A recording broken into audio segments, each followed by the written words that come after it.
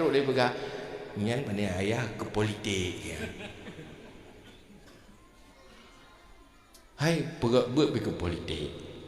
Tapi didik orang yang pegang ipaya dengan politik. Mai ron gara-garanya mbak sembayang le. Gara-garanya mbak dak buat le. Nyolong pegah bawa ron. Silakan berpolitik tapi jangan masuk neraka dengan politik.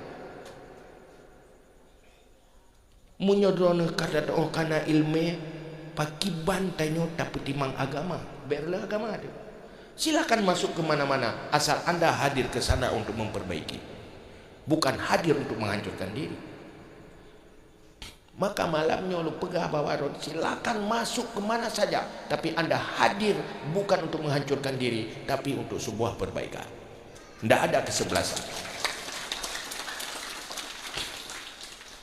Ladom ya kau tusuk ke gubernur nanti kau pilih roh, baik pilih.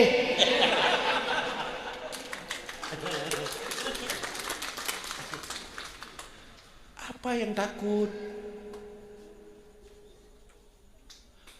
Oh iya aku takut talon tu gara-gara ramai kalau meladu sok tamang je lah menang kena. Kada titam si yang rugo pakon. Yang iya nu potrai le. Tidak ada kesebelah siapa saja boleh.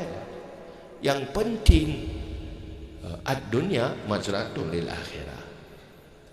Maka katanya pasang mata kuda. Tanya bujuk ke kuda pacu. Tak peduli. Halangan hana pengaruh. Dia yang godaan hana pengaruh.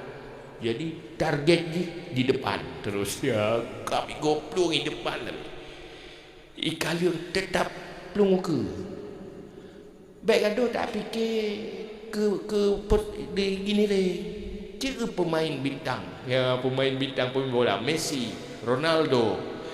Iji hana ya tetap orang cik kata iji. Bola itu tak yang penting belum langgur. Oh icik kata rubah bedah lau. Belum lau. Hana kata orang je. Oh kata lau kaya tadi asuh orang je. Itu bukan pemain bintang lah. Jangan peduli. Kuing-kuing nanti icik kata iya lau bedah lau main lau. Munyong berat sakit berubah ke bawah. Berubah ke bawah bedah lau. Jadi nyen sifat kuda pacu. Nakan kuda pacu. Iji dipengaruh.